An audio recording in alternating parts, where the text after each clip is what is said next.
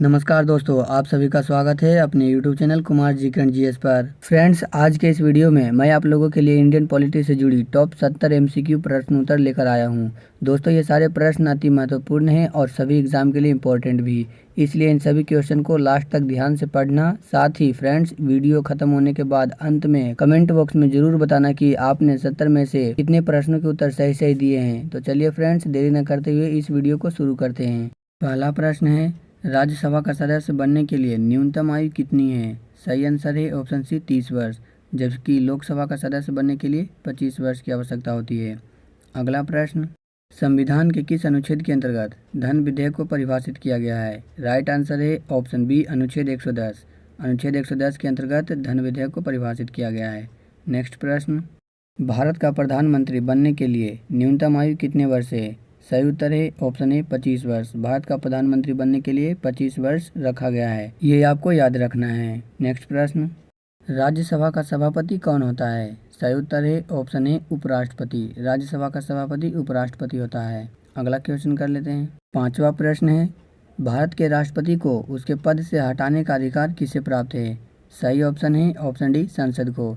संसद को यह अधिकार प्राप्त है कि वह भारत के राष्ट्रपति को हटा सकता है, ये आपको याद रखना है। नेक्स्ट प्रश्न, भारतीय संविधान में एकल नागरिकता का प्रावधान किस देश से लिया गया है? राइट आंसर है ऑप्शन ए ब्रिटेन से। एकल नागरिकता का प्रावधान ब्रिटेन से लिया गया है। अगला प्रश्न, भारत के मूल संविधान में कुल कितनी अनुसूचियां थी? राइट आंसर है ऑप्शन सी 8। प्रारंभ में भारत के संविधान में कुल 8 अनुसूचियां थी, जबकि वर्तमान में 12 अनुसूचियां हैं, ये आपको याद रखना है। नेक्स्ट प्रश्न, आठवां प्रश्न है, किस संशोधन के द्वारा भारतीय संविधान की उद्देशिका में संशोधन किया गया था? सही उत्तर है ऑप्शन बी 42वें संविधान संशोधन के द्वारा। 42वें संविधान संशोधन के द्वारा भारतीय संविधान की उद्देशिका में संशोधन किया गया था। नेक्स्ट प्रश्न, संविधान के किस अनुच्छेद के अंतर्गत अस्पृश्यता का उन्मूलन किया गया है? राइट ऑप्शन है ऑप्शन ए अनुच्छेद 17। अनुच्छेद 17 के अंतर्गत अस्पृश्यता का उन्मूलन किया गया है। इसके अलावा इन तीनों अनुच्छेद को भी जान लीजिए। अनुच्छेद 18 में उपाधियों के अंत के बारे में बताया गया है और अनुच्छेद 21 में प्राण एवं दैहिक स्वतंत्रता के बारे में बताया गया है। अनुच्छेद 19 इम्पोर्टेंट है, इसे संविधान का रीढ़ कहा गया है। इसमें विभिन्न प्रकार की स्वतंत्रता के बारे में बताया गया है, ये सभी आपको याद रखना है। नेक्स्ट प्रश्न, भारतीय संविधान का कौन सा भाग संविधान की आत्मा कहलाता है? चारों ऑप्शन में राइट ऑप्शन है ऑप्शन डी उद्देशिका। नेक्स्ट क्वेश्चन, भारतीय संविधान के निर्माण काल में संविधान सभा के कुल कितने अधिवेशन हुए थे? राइट आंसर है ऑप्शन डी 12। भारतीय संविधान के निर्माण काल में संविधान सभा के कुल 12 अधिवेशन हुए थे। नेक्स्ट प्रश्न, 12वां प्रश्न है, भारत का राष्ट्रपति अपना त्याग पत्र किसको संबोधित करके देता है? राइट आंसर है ऑप्शन सी उपराष्ट्रपति को।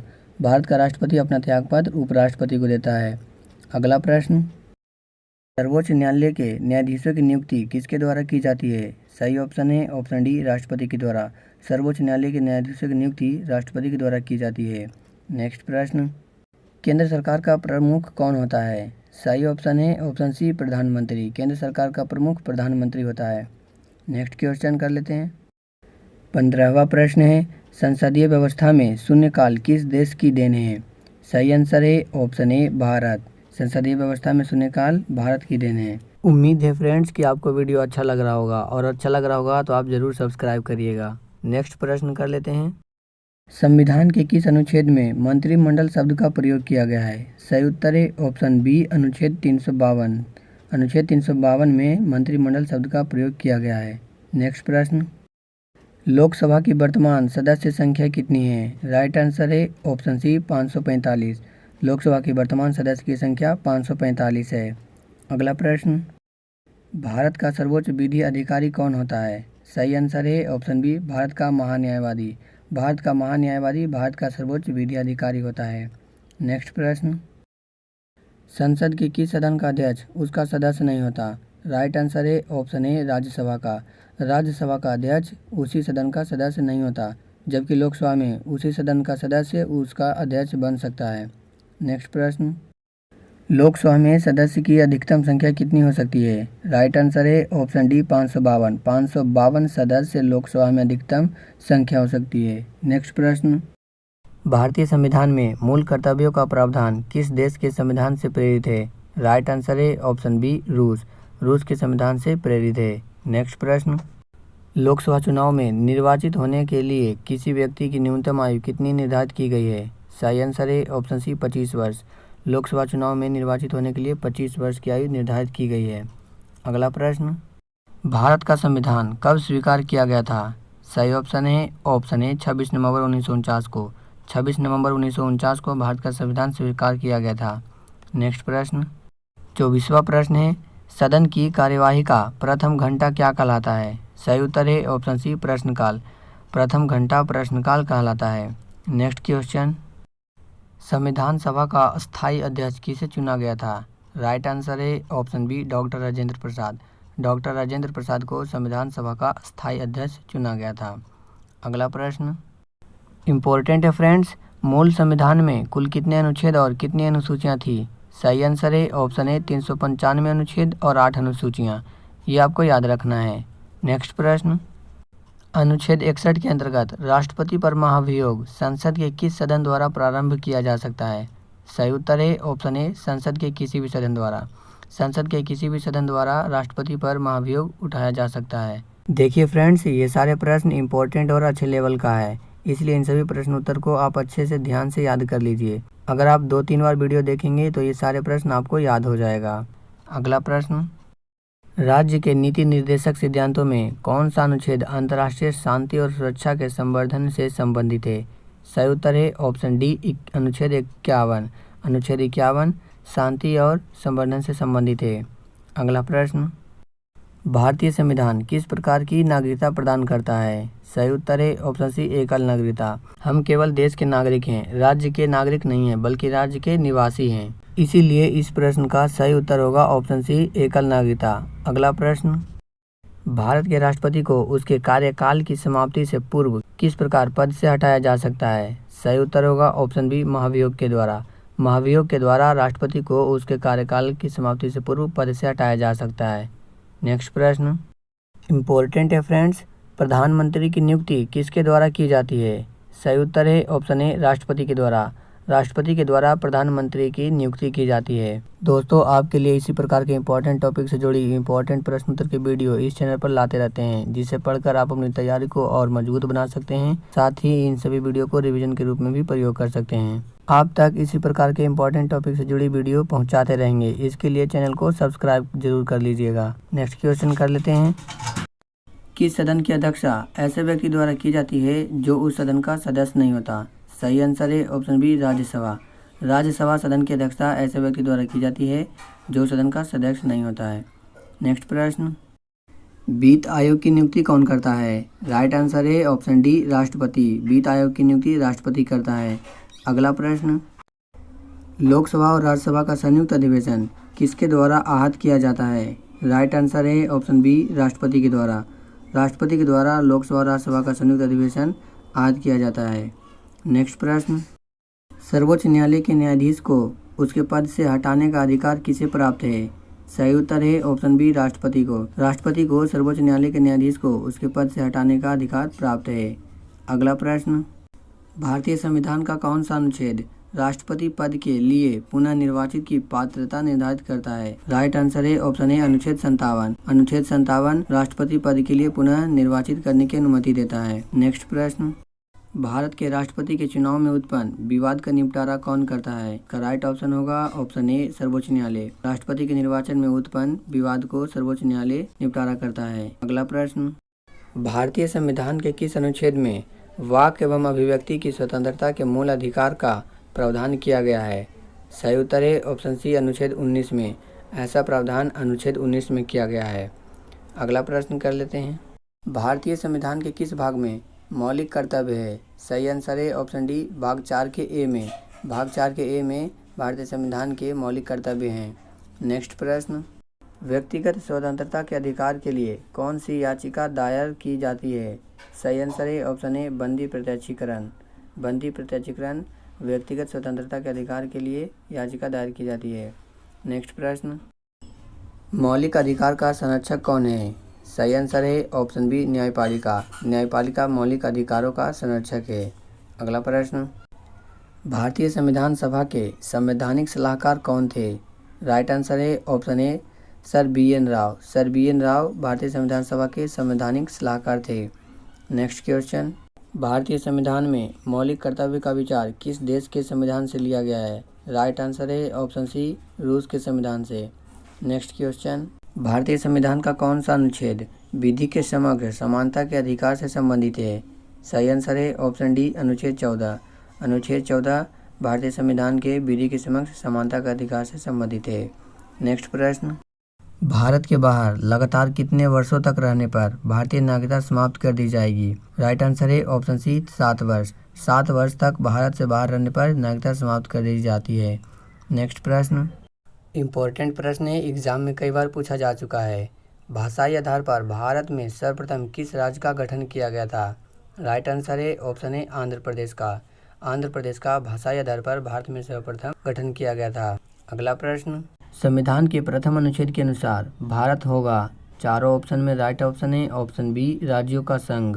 नेक्स्ट प्रश्न, नीति निर्देशक तत्वों तथा मूल अधिकारों को संविधान की आत्मा किसने कहा?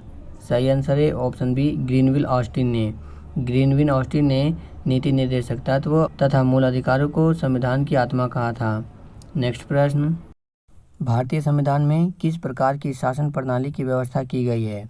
राइट आंसर है ऑप्शन ए, संसदात्मक। नेक्स्ट प्रश्न, भारत के संविधान में सम्मिलित आपातकालीन उपबंध किस देश के संविधान से प्रेरित है? राइट आंसर है ऑप्शन सी, जर्मनी। नेक्स्ट प्रश्न, भारत में न्यायिक पुनरावलोकन की संकल्पना किस देश के संविधान से ली गई है? राइट आंसर है ऑप्शन डी, संयुक्त राज्य अमेरिका। यह संयुक्त राज्य अमेरिका से ली गई है। नेक्स्ट प्रश्न, राष्ट्रपति शासन अधिकतम कितनी अवधि तक लगाया जा सकता है? सही उत्तर है ऑप्शन सी, 3 वर्ष तक। राष्ट्रपति शासन अधिकतम 3 वर्ष तक लगाया जा सकता है। नेक्स्ट प्रश्न, इम्पोर्टेंट क्वेश्चन है फ्रेंड्स, राज्य में राष्ट्रपति शासन किसकी सलाह पर लागू किया जाता है? राइट आंसर होगा इसका ऑप्शन बी, राज्यपाल।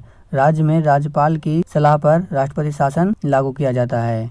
नेक्स्ट प्रश्न, आपात उपबंध आपातकाल में किसी राज्य विधानसभा की अवधि बढ़ाई जा सकती है? राइट आंसर है इसका ऑप्शन डी, संसद द्वारा। संसद द्वारा विधानसभा की अवधि बढ़ाई जा सकती है। नेक्स्ट प्रश्न, राज्यसभा की अधिकतम निर्धारित सदस्य संख्या कितनी है? सही ऑप्शन है ऑप्शन ए, 250। 250 अधिकतम निर्धारित सदस्य संख्या है राज्यसभा की। अगला प्रश्न, संसदीय शासन व्यवस्था में वास्तविक कार्यपालिका शक्ति किसके अधीन होती है? राइट आंसर है ऑप्शन बी, प्रधानमंत्री। प्रधानमंत्री के अधीन होती है। अगला क्वेश्चन करते हैं, भारत सरकार को कानूनी विषयों पर परामर्श कौन देता है? सही उत्तर है ऑप्शन डी, महान्यायवादी। इसे अटॉर्नी जनरल के नाम से भी जानते हैं। महान्यायवादी ही भारत सरकार को कानूनी विषयों पर परामर्श देता है। अगला प्रश्न, लोकसभा अध्यक्ष अपना त्याग पत्र किसे सौंपता है? राइट ऑप्शन है ऑप्शन सी, लोकसभा उपाध्यक्ष को। लोकसभा अध्यक्ष अपना त्याग पत्र लोकसभा उपाध्यक्ष को सौंपता है। नेक्स्ट प्रश्न, वित्त आयोग का कार्यकाल कितना होता है? सही उत्तर है ऑप्शन बी, 5 वर्ष। वित्त आयोग का कार्यकाल 5 वर्ष का होता है। नेक्स्ट प्रश्न, किस संविधान संशोधन अधिनियम को लघु संविधान कहा जाता है? इसका सही उत्तर होगा ऑप्शन ए, 42वें संविधान संशोधन को। 42वें संविधान संशोधन को लघु संविधान कहा जाता है। फिर से आपको याद दिला रहे हैं फ्रेंड्स कि ये सारे प्रश्न सिलेक्टेड और इम्पोर्टेंट है, जो किसी न किसी एग्जाम में पूछा गया है। इसलिए इन सभी क्वेश्चन आंसर को रट जाइए, अच्छे से याद कर जाइए। चलते हैं अपने अगले प्रश्न की ओर। संविधान संशोधन का प्रावधान किस अनुच्छेद के अंतर्गत किया गया है? सही उत्तर है ऑप्शन डी, अनुच्छेद 368 के द्वारा। 368 के द्वारा संविधान संशोधन का प्रावधान किया गया है।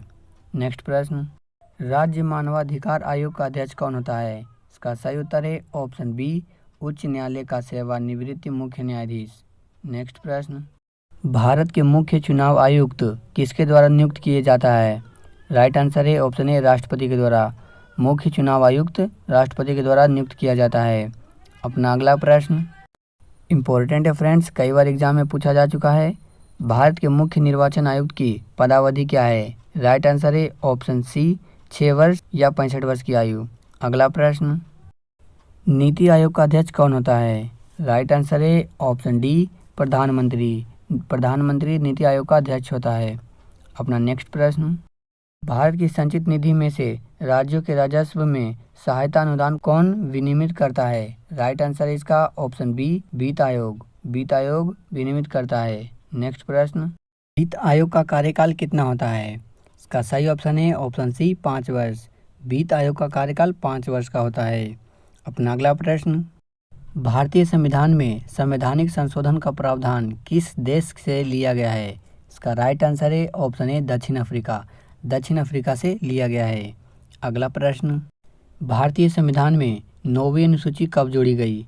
राइट आंसर है ऑप्शन बी प्रथम संविधान संशोधन 1951 के द्वारा 9वीं अनुसूची को जोड़ी गई।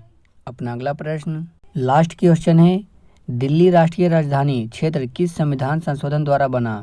राइट आंसर है इसका ऑप्शन डी 69वें संविधान संशोधन के द्वारा। तो ये थे फ्रेंड्स पॉलिटी से जुड़े कुछ इंपॉर्टेंट 70 प्रश्न। उम्मीद है कि आपको ये सारे प्रश्न अच्छे से याद हो गए होंगे। अगर नहीं याद हो पाया, कुछ छूट गया है, तो आप इस वीडियो को फिर से रिवीजन के रूप में 2-3 बार प्रयोग कर सकते हैं। बाकी फ्रेंड्स ऐसे इंपॉर्टेंट टॉपिक से जुड़ी वीडियो पाने के लिए हमारे चैनल को सब्सक्राइब करके हमें सपोर्ट कर सकते हैं। इस वीडियो में इतना ही। मिलते हैं अगले किसी नए वीडियो में किसी नए टॉपिक के साथ।